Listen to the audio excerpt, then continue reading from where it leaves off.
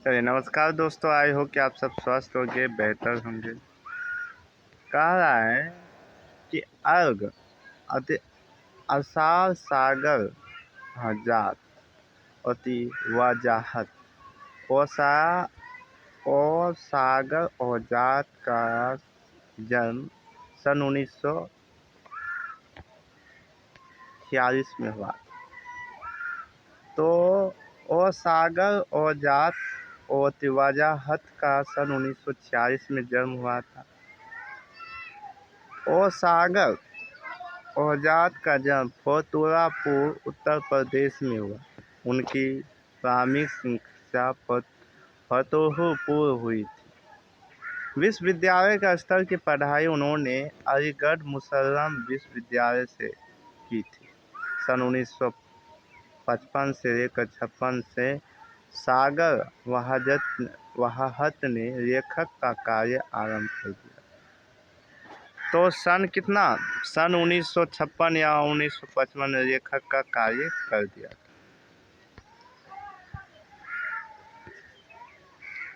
अगला कर रहा है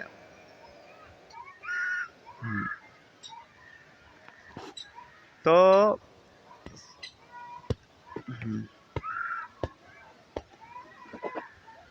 सागर कहता है कि प्रारंभिक उन्होंने पत्रिकाओं का लेखक का कार्य किया और बाद में दिल्ली से जामिया या मुसल्लम विश्वविद्यालय में अध्यापक का कार्य किया। वहाजत ने कहानी, उपन्यास और तथा लघु लिखी गई थी। उन्होंने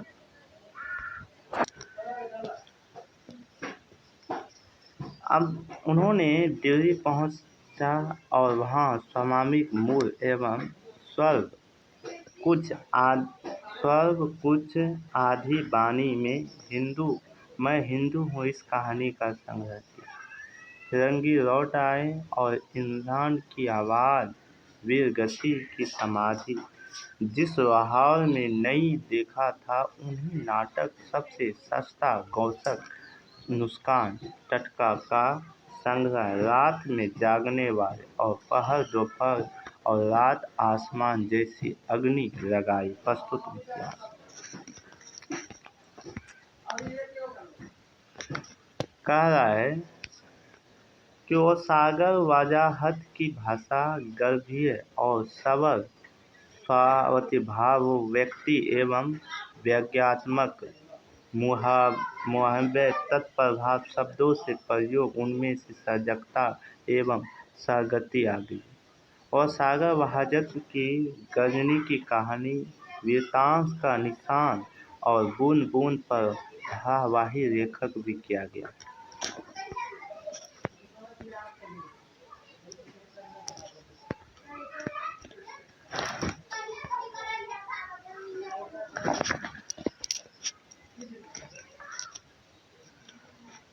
चलिए आगे है। शमशेर का पहचान चार हाथ एवं साझा नाम से भी उनकी 4 लघु कथाएं भी है। और शमशेर और व्यापक रूप से लघु कथा और शेर आवश्यकता प्रतीक, जिसके पेट के जंगल में सभी क्रियाओं का परमल के चलते समाते चले जाते। उसी पर से देखने पर अहिंसीवादी और न्यायप्रियक बुद्धि का अवतार प्रतीत होता है। जैसे जैसे लेखक ने उसके मुख पर प्रवेश न करने का इरादा करता है, शेर अपनी असली में असलियत आ जाती और वो डरता हुआ उनकी झटकता है। तत्पश्चात कहता है कि और असलियत में आ जाते हैं, डरता हुआ उनकी शेर झटकता है। तत्पश्चात सत्ता सभी प्रकार की खामोशी और जब तक कि उनकी आज्ञा की पालन करते हैं, जैसी उनकी व्यवस्था और उनकी अंगुली में उसकी आज्ञा मानने में इनकार कर देते हैं। हुंकार उठती है और विरोध में उसे स्वर्ग की कुचलने का प्रयास करती है। इस कहानी का माध्यम से सुख भोगी एवं शुद्ध क्रांति और अहिंसा का सहस और हस्तिवादी का ढोल भी आइए देखते हैं आगे। चलिए,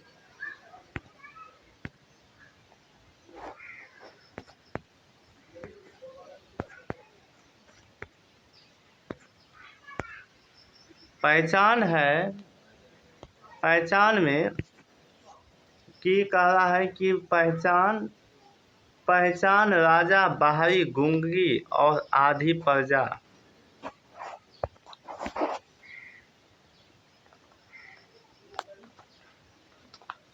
चलिए, पहचान में कह रहा है कि पहचान में राजा बाहरी गूंगी और आधी प्रजा पसंद करती, जो बिना कुछ बोले और बिना कुछ सुने, बिना कुछ देखे उनकी आज्ञा का पालन करती। कहानीकार ने इस तथ्य का पहचान कराई है कि भूमिकरण और उद्दीकरण के दौरान इनमें प्रगति उत्पाद से जोड़कर संगत और जरूर भी ठहराया जा सकता है। इस उद्यम प्रकृति और विकास के बहाने राजा उत्पादन में सभी संसाधनों में अपनी पकड़ मजबूत करता है। वह लोगों के जीवन में स्वर्ग जैसा बनाने की झांकता देखकर जीवन का स्वर्गमय बनता है। वह जानता है कि एकजुट होने से रोकता है और उन्हें बुलाए रखता है। यही उसकी सफलता का राज है। चार हाथ पूंजी की व्यवस्था में मजदूरों को शोषण की उजागर करती और पूंजीपति के भांति भांति उपाय कि मजदूरों की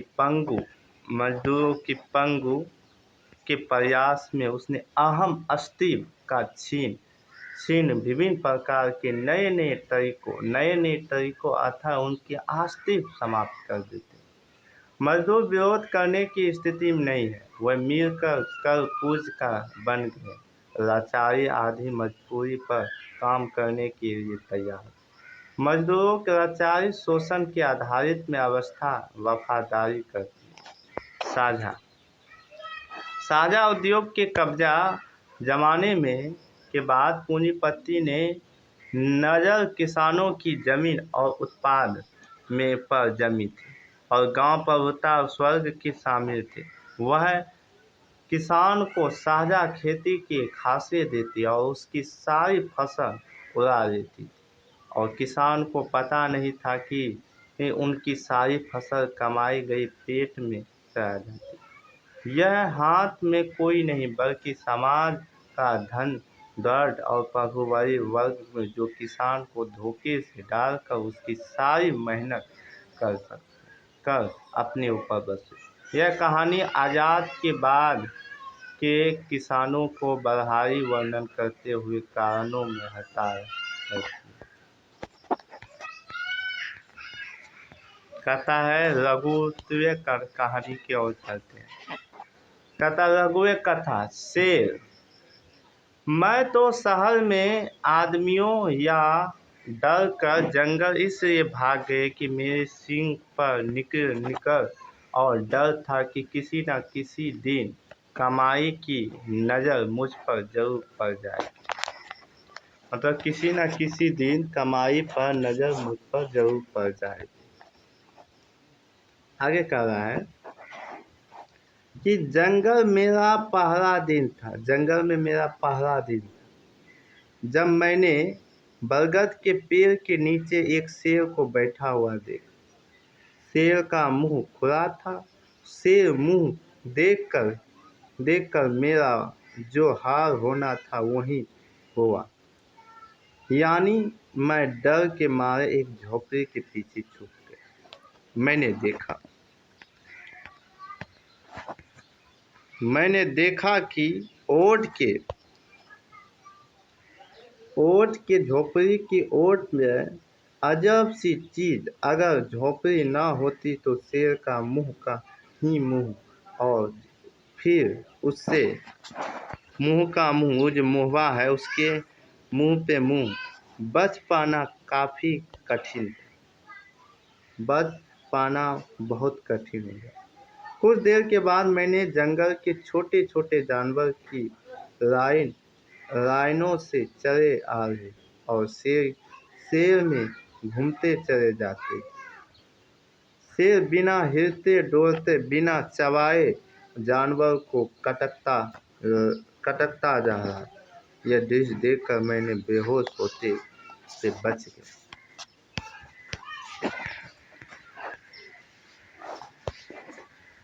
अगले दिन मैंने देखा कि लकड़हारा शेर की मुंह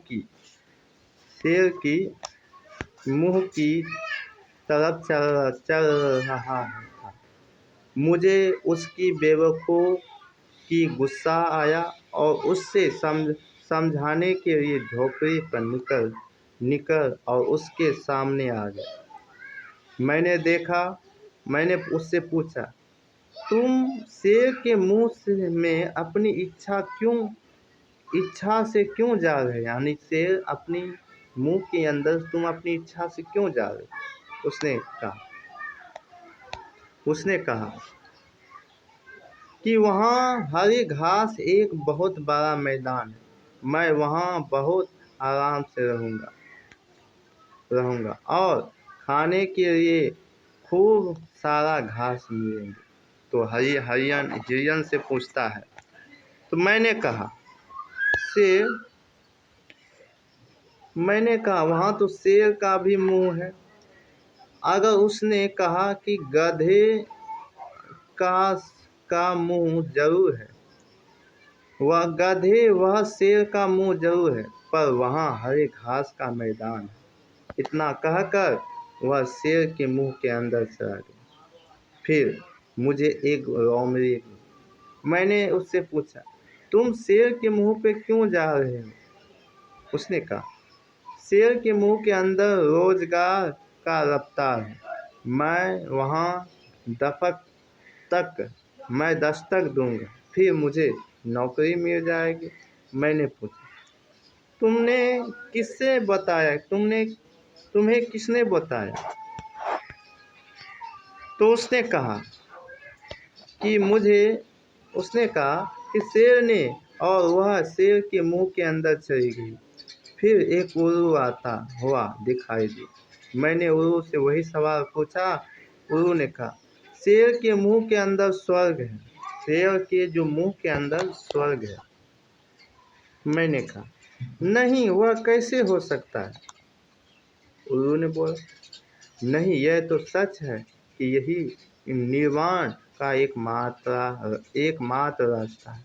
और उल्लू ने भी शेर के मुंह पर चढ़ा दिया।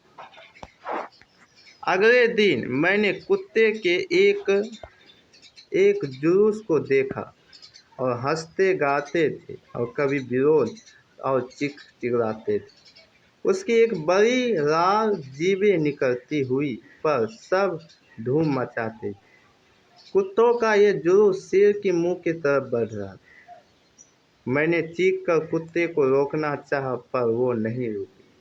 उन्होंने मेरी बात अनसुनी कर दी। वो सीधे शेर के मुंह पर चढ़े।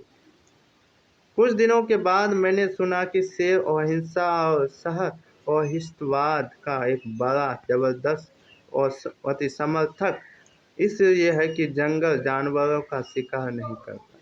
मैं सोचने लगा कि शायद शेर के पेट में वो सारी चीज़ें जिनके लिए लोग वहाँ आते हैं, और मैं एक दिन शेर के पास गया और शेर की आंखें बंद किए पड़ा।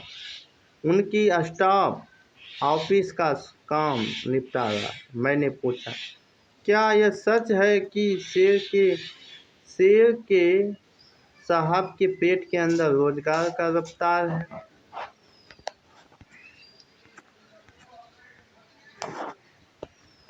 तो उसने कहा, तब मैंने बताया कि यह सब बताया गया कि यह सब ऐसा ही मानते। मैंने पूछा, क्यों, क्या प्रमाण है? मैंने बताया कि प्रमाण से अधिक महत्वपूर्ण है विश्वास। मैंने कहा, और यह बाहर जो रोजगार रफ्तार है, मैंने बताया कि मिथ्या है। मैंने कहा, तुम लोग उल्लू नहीं बन सकते हैं, वह तो शेर का मुंह है। तुम लोग उल्लू नहीं बन सकते हैं, वह तो शेर का मुंह है। मुंह से और मुंह, रोजगार और दफ्तर का अंतर का मालूम है। मैंने इससे नहीं जाऊंगा, मैं इनमें नहीं जाऊंगा। ये मेरे यह कहते हुए गौतम बुद्ध की मृदा में बैठा शेर दहलता हुआ खड़ा हो गया और मेरी तरफ झपकने पर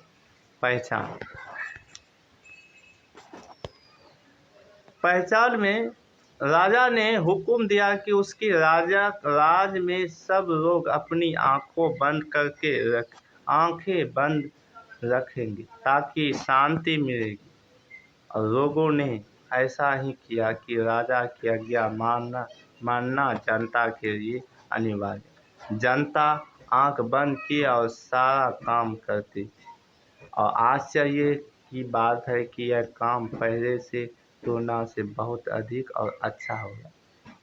फिर हुक्म निकाला कि लोग अपने अपने कानों को पिघला हुआ शीशा डब्बा में ले, क्योंकि सुनना जीवित रहने के लिए बिल्कुल जरूरी नहीं। लोगों ने ऐसा ही किया और उत्पाद आश्चर्यजनक तरीकों से बढ़ गया। अब कह रहा है कि फिर से हुक्म निकाला कि लोग अपने अपने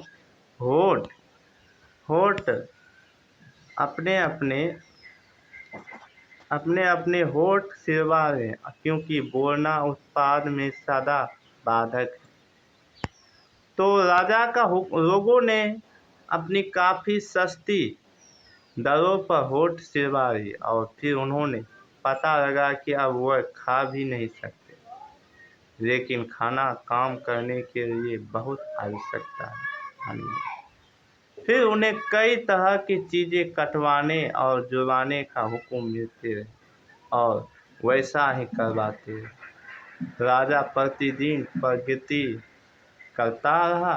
फिर एक दिन खैरत, रामू और चिद्दू ने सोचा कि लाओ आंखें खोलकर तो देखो कि अब एक तरफ अपना राज स्वर्ग हो गया।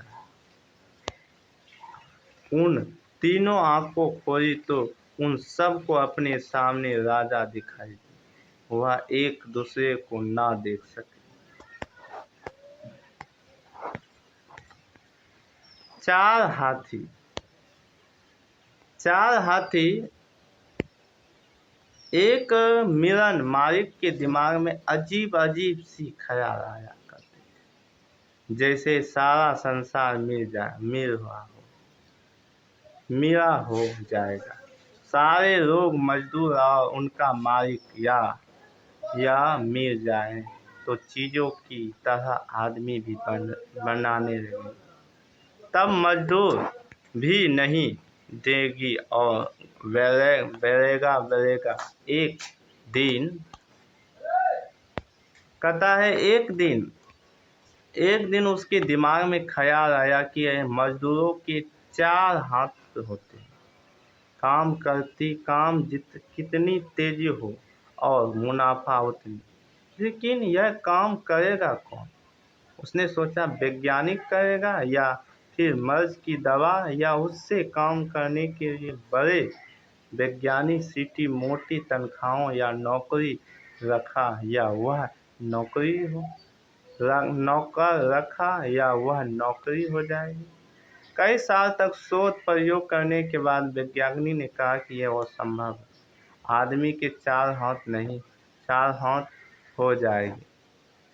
मालिक ने वैज्ञानिक को नाराज हो गया। उसने उन्हें नौकर के निकाल दिया और अपने अपने काम पर पूरा करने के लिए जुट गया। उसने खटे हुए हाथ मंगवाए और मजदूरों को फिट करवाने चाहे और वो ऐसा हो सका। फिर अपने मजदूरों को लकड़ी के हाथ लगवाए, चाहे उस पर काम नहीं हो। फिर उसने लोहे के हाथ करवा दिए, पर मजदूर मर गए। आखिर आखिर एक दिन की बात है, उसकी समझ में आ गई उन्हें मजदूरी उससे मजदूरी आधी कर दी गई और दोगुने मजदूर को नौकर रख ली। साझा कहता है साझा, हालांकि उसने खेत की हर बारीकों के बारे में मालूम, लेकिन फिर भी डरा हुआ जाने के कारण अकेला खेती का साहस ना जुटा। उससे पहले शेर, फीते, चमौती, मगरमच्छ के साथ साझे की खेती कर चुका था। अब उससे हाथी भी कहा गया कि उससे साझे की खेती करे। किसान को उसने बताया कि साझे में उसका कभी गुजारा नहीं होता, अकेले वह खेती नहीं कर सकता, इसीलिए वह खेती नहीं करे। लेकिन हाथी ने उसे बहुत देर तक पट्टी बढ़ाई और यह भी कहा कि उसके साथ साझे की खेती करने में लाभ होगा और जंगल छोटे मोटे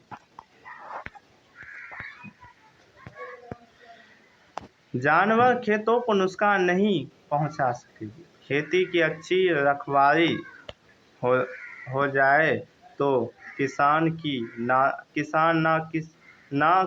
किसी न किसी तरह तैयार हो जाए। उसने अपनी हाथी से मिलकर गन्ना बोया। हाथी पूरे जंगल में घूमकर डिग्गू पीट आया कि गन्ने में उसका साझा है, इसलिए कोई जानवर खेत को नुकसान ना पहुंचा, नहीं तो अच्छा ना होगा। फिर किसान फसल की सेवा करता रहा और समय पर गन्ने की तैयारी हो गई। वह हाथी को खेत पर बुलाकर किसान चाहता था कि फसल की आधी आधी बांटे, पर उसने हाथी से एक बात कही थी जो हाथी काफी बिगड़ गया। हाथी ने अपने और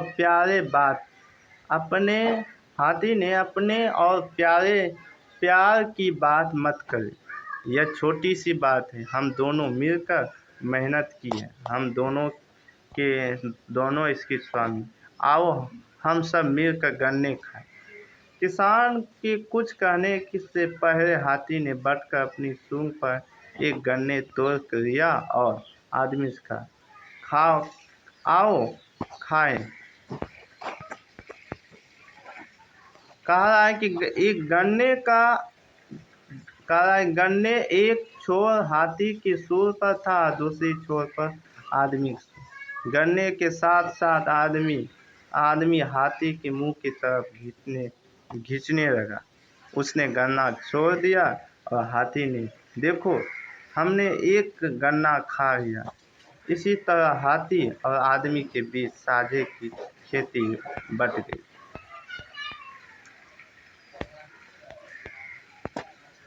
और क्वेश्चन है, लास्ट है, तो राजा के दफ्तर जनता मतलब हुकुम है, राजा के हुकुम क्यों नहीं लोग अपनी आंख बंद कर लेते, क्योंकि उसके निकट रहते हैं। आंखें बंद कर रखने के खोलने के परिणाम क्या निकलता है, तो ये सब आपको बता दूँ।